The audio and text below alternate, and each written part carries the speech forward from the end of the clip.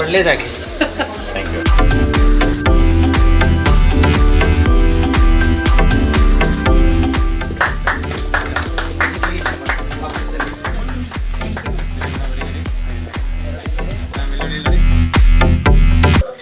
ಎಲ್ರಿಗೂ ನಮಸ್ಕಾರ. Thank you very much. ನಮ್ಮ ಗ್ಯಾರಂಟಿ ಕುಟುಂಬ ಇವತ್ತು ನೋಡಿ ನಮಗೆಲ್ಲ ತುಂಬ ಖುಷಿ ಆಗ್ತಾ ಇದೆ. ಇವತ್ತು ನಮ್ಮ ಗ್ಯಾರಂಟಿ ಕುಟುಂಬಕ್ಕೆ ಒಂದು ಶುಭ ಮುನ್ನುಡಿ ಎನ್ನುವಂತೆ ನಮ್ಮ ಕನ್ನಡ ಚಿತ್ರರಂಗದ ಮೇರು ನಟಿ ತಾರಾ ಮೇಡಮ್ ಅವರು ತಮ್ಮ ಬಲಗಾಲಿಟ್ಟು ಈ ಒಂದು ಕಚೇರಿಗೆ ಆಗಮಿಸಿ ಓಂಕಾರದೊಂದಿಗೆ ಈ ಒಂದು ಚಾನಲ್ಗೆ ಒಂದು ಮುನ್ನುಡಿಯನ್ನು ಬಂದಿದ್ದಾರೆ. ಸೊ ತಾರಾ ಮೇಡಮ್ ಎಲ್ಲಿ ಕಾಲಿಡ್ತಾರೋ ಅಲ್ಲಿ 100% ಸಕ್ಸಸ್.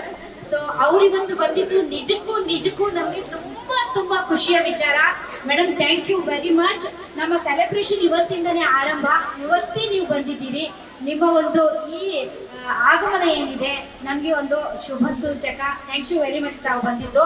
ಈ ಒಂದು ಸಂದರ್ಭದಲ್ಲಿ ಎಲ್ಲರಿಗೂ ಗೊತ್ತಿದೆ, ತಾರಾ ಮೇಡಮ್ ಅವರಿಗೆ ಬಿಜಾಪುರದ ಅಕ್ಕ ಮಹಾದೇವಿ ಯೂನಿವರ್ಸಿಟಿಯಿಂದ ಅವರ ಒಂದು ಚಿತ್ರರಂಗದಲ್ಲಿ ಅವರು ಸಲ್ಲಿಸಿರುವಂತಹ ಸೇವೆಯನ್ನ ಪರಿಗಣಿಸಿ ಗೌರವ ಡಾಕ್ಟರೇಟ್ ಪದವಿಯನ್ನ ನೀಡಲಾಗಿದೆ. ಸೊ ಹೀಗಾಗಿ ಅವರಿಗೆ ಗ್ಯಾರಂಟಿ ನ್ಯೂಸ್ ಕಡೆಯಿಂದ ನಾವು ಸೊ ಅದಕ್ಕಿಂತ ಮುಂಚೆ ಮೇಡಮ್ ಮಾತಾಡ್ತಾರೆ. ಮೊದಲನೇದಾಗಿ ಎಲ್ಲರಿಗೂ ಕಂಗ್ರ್ಯಾಚುಲೇಷನ್ಸ್. ತುಂಬಾ ಯಾಕೆಂದ್ರೆ ನಮ್ಮ ದೇಶವನ್ನು ಕಟ್ಟಬೇಕು ಅಂದ್ರೆ, ರಾಜ್ಯವನ್ನ ಕಟ್ಟಬೇಕು ಅಂದ್ರೆ, ನಮ್ಮ ಸಮಾಜವನ್ನ ಕಟ್ಟಬೇಕು ಅಂತಂದ್ರೆ ಪತ್ರಿಕಾ ರಂಗ ಹಾಗೂ ಮಾಧ್ಯಮ ರಂಗ ಕೂಡ ಒಂದು ಬಹಳ ಮುಖ್ಯವಾದ ಅಂಗ. ಆ ಅಂಗದಲ್ಲಿ ನೀವೆಲ್ಲರೂ ಕೆಲಸಕ್ಕೆ ಬಂದಿದ್ದೀರಿ. ನೀವೆಲ್ಲಿ ಕೆಲಸ ಮಾಡ್ತಿದ್ದಾರೆ ಅಂತ ತುಂಬಾ ಜನ ತಂದೆ ತಾಯಿಗಳಿಗೆ ಗೊತ್ತೇ ಇರಲ್ಲ. ತನ್ನ ಮಕ್ಕಳು ಎಲ್ಲಿ ಕೆಲಸ ಮಾಡ್ತಿದ್ದಾರೆ, ಅದು ಹೇಗಿರುತ್ತೆ, ಅದು ಆಫೀಸ್ ಹೇಗಿರುತ್ತೆ, ಆಫೀಸ್ ಎಲ್ಲಿದೆ. ತುಂಬಾ ಜನ ಮಕ್ಕಳು ನಾವು ಹೇಳ್ಕೊಂಡಿರಲ್ಲ ನಾವು ಕೆಲಸ ಎಲ್ಲೆಲ್ಲಿ ಹೋಗ್ತೀವಿ ಅಂತ.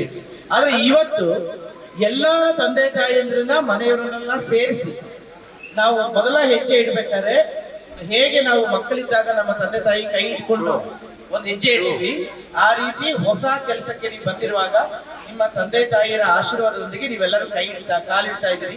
ಮೊದಲ ಹೆಜ್ಜೆ, ಈ ಹೆಜ್ಜೆ ದೊಡ್ಡ ಹೆಜ್ಜೆ ಆಗಿ ಬೆಳೀಲಿ, ಒಳ್ಳೇದಾಗ್ಲಿ. ಗ್ಯಾರಂಟಿ ನ್ಯೂಸ್ ನಿಜವಾಗ್ಲೂ ಈಗಾಗಲೇ ಸೋಷಿಯಲ್ ಮೀಡಿಯಾಲೆಲ್ಲ ತುಂಬಾ ದೊಡ್ಡ ಅಲೆನೇ ಎಬ್ಸಿದ್ದೀರಿ ನೀವು.